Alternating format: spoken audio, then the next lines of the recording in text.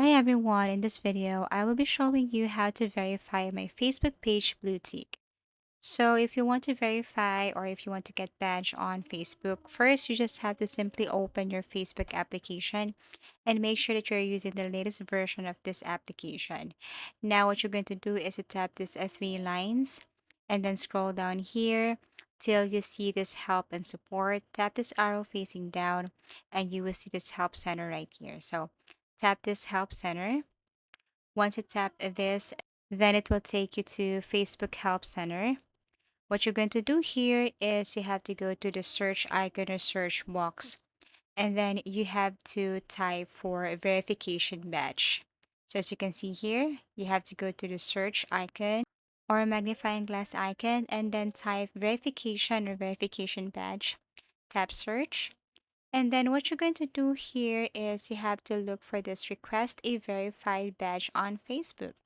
So once you tap this, you will see some instructions and information about how to verify your badges and that are verified.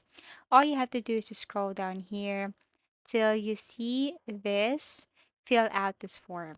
You can also go to eligibility criteria to know more information about it, but let's just focus on this, fill out this form.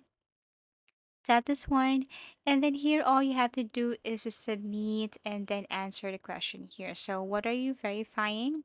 Of course, you have to tap page because we're going to verify page right here and then confirm authenticity.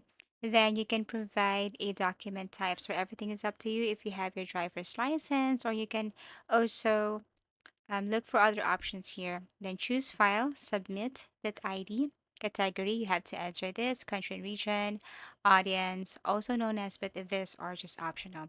Now you can enter or paste five articles or social media accounts here. Link one, two, three, four, five. And then after that, click send and wait till they verify your page. So if you have found this video helpful, please do like and subscribe to our channel. And if you want to suggest any topic, please do comment down below. And see you again in our next video tutorials.